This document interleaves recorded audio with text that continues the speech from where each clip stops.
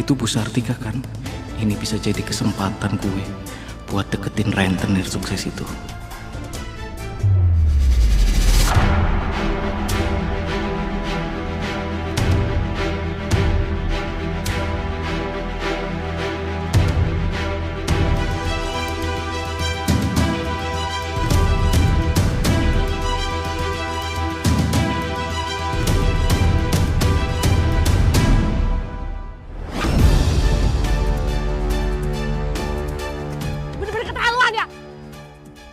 Selama ini aku tuh sayang sama kamu, aku percaya sama kamu.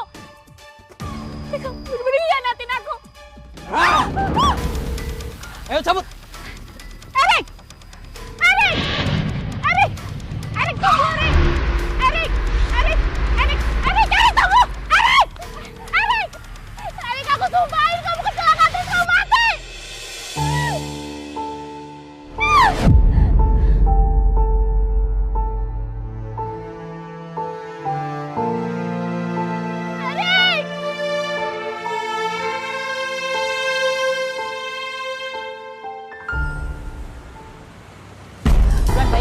Maaf Bu Sarti, saya benar-benar gak ada uang Bu. Saya janji, seutang saya bayar besok ya. Suami saya gajian Bu. Saya benar-benar gak ada uang Bu. Jangan bohong sama aku! Ampun Bu! Sini kamu. Itu bikin aku kesel. Sekarang kamu harus bayar. Kalau gak bayar, aku bakal pecahin kepala kamu. Tolong! Sini, tolong! Emang keterlaluan Bu Santi. Ini nggak bisa dibiarin Pak. Iya, saya juga kemarin diancam tahu. Iya, saya juga Pak. Ayo ke sana Pak. Ayo. Enggak. Hapuskan Bu. Lepasin! Lepasin saya! Lepasin! Bu Sartika udah keterlaluan. Ayo Bu, ikut kami ke kantor polisi Bu.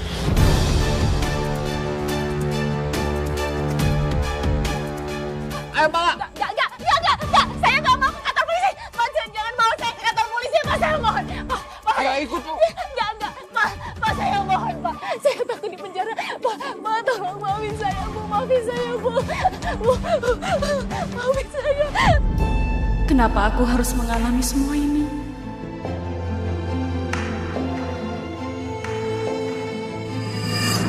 Setelah berbagai masalah menimpa saya memutuskan untuk berhenti jadi rentenir. Tapi tiba-tiba datang godaan yang membuat keputusan saya goyah, Mbak. Ya, Bu. Iya, Bu, saya mau pinjam uang. Maaf, Bu. Sekarang saya udah nggak minjemin uang, udah nggak jadi rentenir lagi. Ya, giliran saya mau pinjam uang, Ibu udah nggak jadi rentenir lagi. Tolong dong, Bu. Kali ini aja. Saya kan buat beli dagangan. Dagangan saya sekarang banyak peminatnya, Bu. Nanti saya balikin 3 kali lipat. Waduh, lumayan juga ya, dibalikin 3 kali lipat. Tapi kan, aku udah niat gak mau jadi rentenir lagi. Gimana, Bu? Saya pinjamnya cuma 30 juta kok. Hah? 30 juta? Ya ampun, aku kok jadi bingung gini sih? Kalau aku gak pinjemin, sayang juga. Ya udah deh, kalau Bu Sartika nggak mau minjemin ke saya pinjam sama orang lain ya.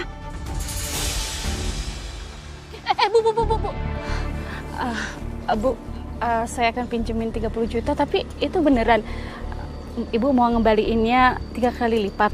Ya bener sih, masa bohong? Kan Bu Sartika tahu mas saya. Tapi Ibu kapan balikinnya? Paling telat juga 1 minggu. Yaudah, kalau gitu saya pinjemin ya. Minta nomor rekeningnya aja, Bu. Nih, nanti Ibu tulis aja. Ini Bu. Ya, saya transfer ya. Ya, ini Bu buktinya ya. Oh yaudah, makasih ya Bu ya. Sama-sama. Saya pamit dulu.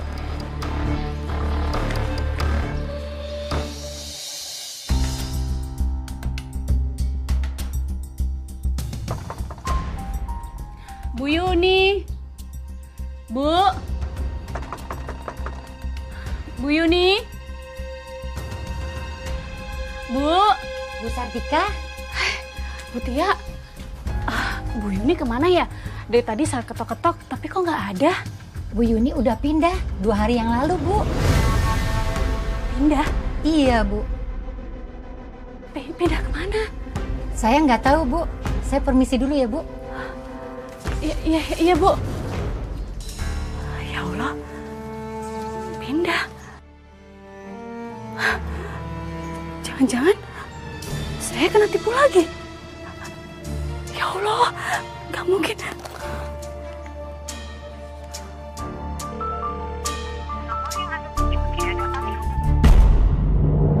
Lagi-lagi saya mendapat cobaan karena perbuatan dosa yang saya lakukan, Mbak. Sejak kejadian itu, saya harus benar-benar bertobat. Tobat bukan hanya diniatkan, tapi harus diwujudkan dengan tindakan.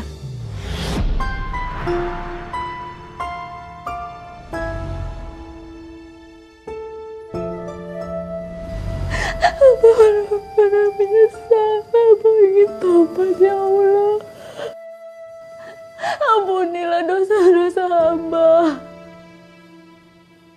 Hamba benar-benar menyesal, ya Allah. Akhirnya saya pun sadar, Mbak. Kehidupan mewah yang saya dapatkan dari cara yang gak halal membawa sengsara dalam hidup saya.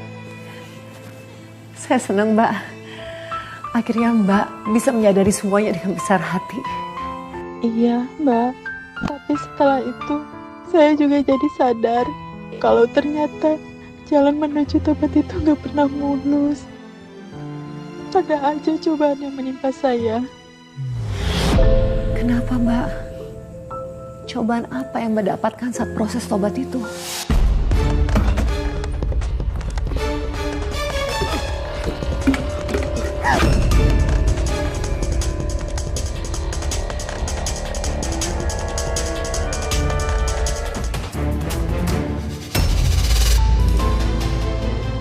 Astagfirullahaladzim.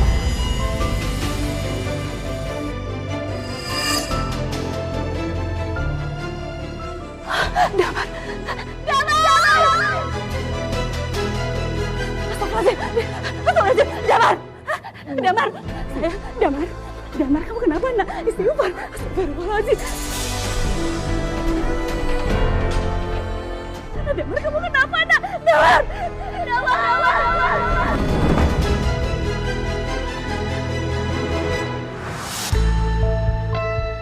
Sabar ya, Mbak.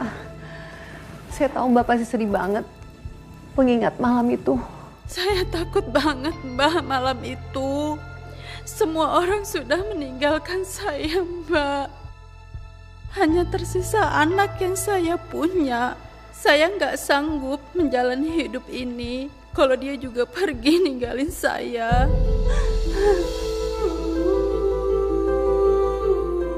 Duh, Mbak nangis terus. Gak apa-apa ya, kita berhenti dulu. Kita break dulu ya, Mbak ya. Gak apa-apa kok, Mbak. Saya masih kuat buat cerita. Gak apa-apa, Mbak. Pasti berat banget buat kamu. Saya segera meminta pertolongan tetangga dan membawa anak saya ke rumah sakit, Mbak. Lalu bagaimana pada saat itu dengan keadaan anak, Mbak?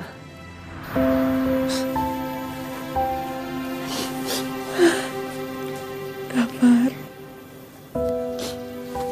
maafin ibu ya, sayang. Karena ibu, kamu jadi seperti ini.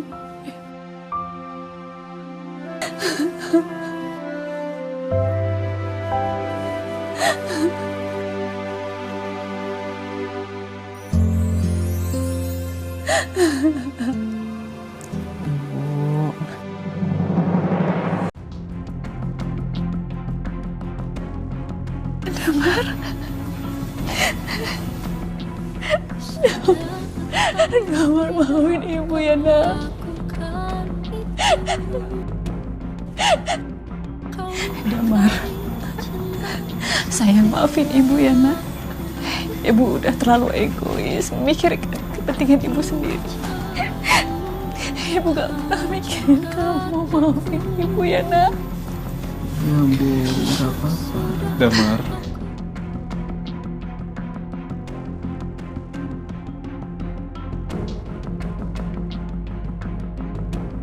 Bapak ya, Nak. Harusnya Bapak lebih bisa banyak menjaga dan memperhatikan kamu.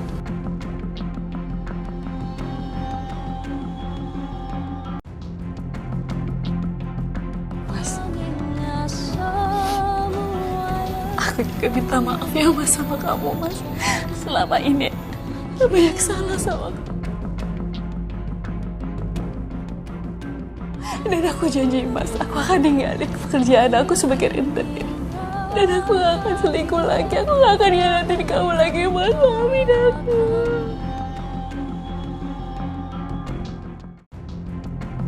Iya, Bu. Bapak sudah ikhlas kok. Bapak sudah maafkan Ibu jauh sebelum Ibu minta maaf.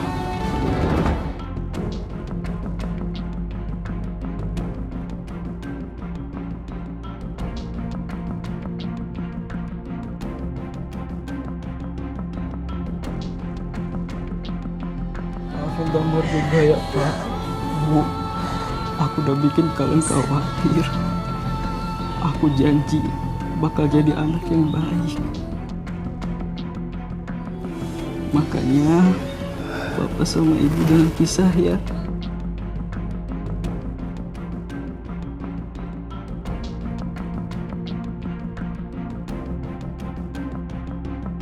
Bapak dan Ibu akan selalu ada untuk Damar. Kita akan selalu bersama untuk selamanya.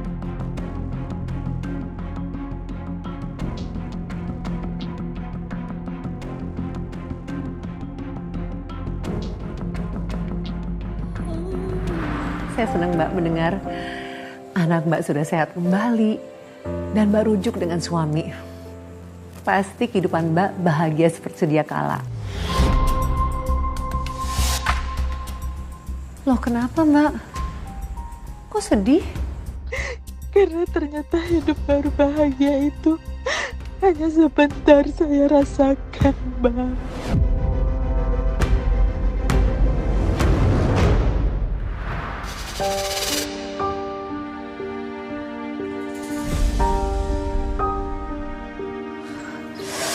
Aduh, kenapa ya?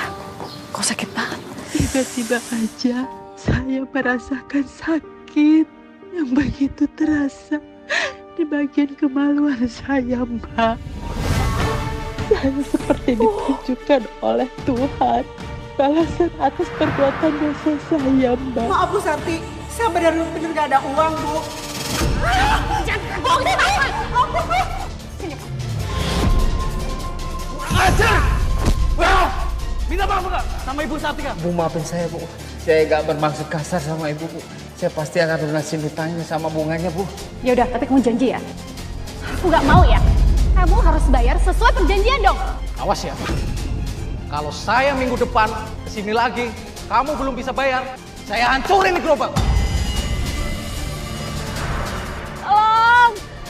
Pak minta tolong Pak. Pak, asal aja Pak. Saya nyaris pingsan. Dan di saat saya seperti itu, tidak ada satupun orang yang bersedia menolong saya, Mbak. Sakit sekali ya Allah. Mungkin itu sebuah karma bagi saya. Karena telah berbuat zalim kepada yang lain.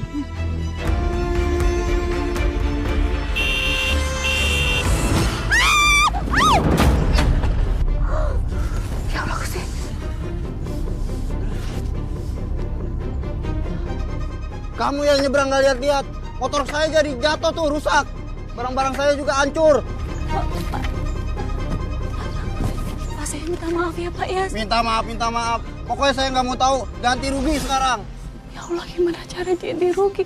Tapi Pak, saya nggak punya uang Pak. Coba sini lihat dompetnya. Tapi Pak, jangan Pak. Pak, jangan Pak. Ya Allah Pak, ini uang saya buat berobat Pak. Apaan muka segar gini, ngomongnya sakit. Tapi saya benar-benar sakit Pak. Kosong. Ya Allah. Pak, ya Allah. Pak, itu uang saya Pak. Ya Allah.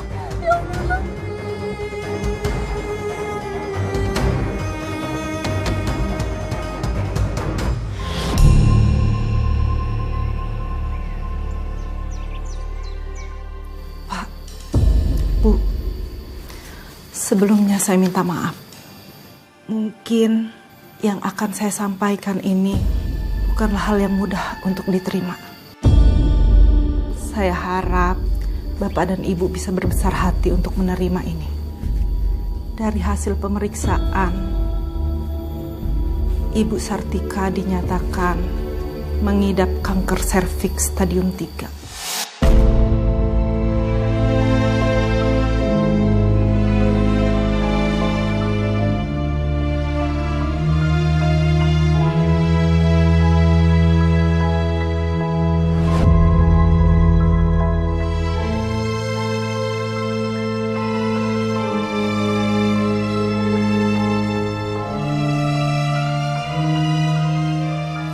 Sabar ya Bu.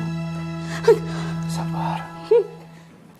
Mungkin ini cara Allah untuk menunjukkan kasih sayangnya sama kamu. Dan semoga sakit yang kamu alami bisa menjadi pelebur dosa kamu. Sekarang banyak-banyak istighfar Bu. Mohon ampun sama Allah ya.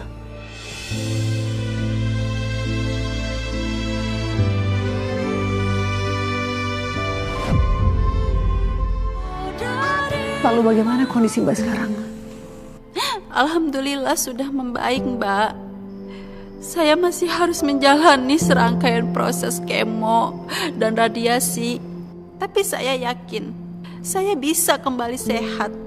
Iya Mbak, saya juga yakin Mbak pasti bisa kembali sehat. Terima kasih, Mbak. Saya tahu cobaan hidup saya ini gak mudah. Tapi setelah bertaubat, saya mulai mempelajari kembali makna rezeki, keikhlasan, dan keberkahan dalam hidup saya. Saya sadar uang bukan segalanya jika tidak membawa ketenangan dan keselamatan untuk keluarga saya. Saya senang mendengarnya Mbak.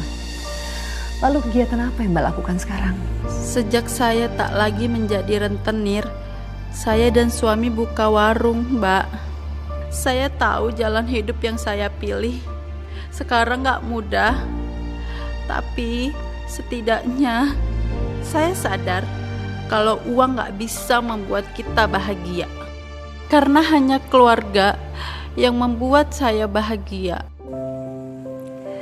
Saya senang melihat Mbak Sartika akhirnya bisa melalui semua godaan dan cobaan dalam hidup, hingga akhirnya menemukan makna hidup yang sesungguhnya. Saya doakan ya Mbak, supaya Mbak sehat terus dan bisa menjalani hidup yang bahagia dengan suami dan anaknya. Amin. Terima kasih Mbak. Terkadang kita sebagai manusia begitu mudah tenggelam dalam godaan kenikmatan duniawi, sampai kita lupa akan kehidupan abadi yang menanti kita di akhirat nanti.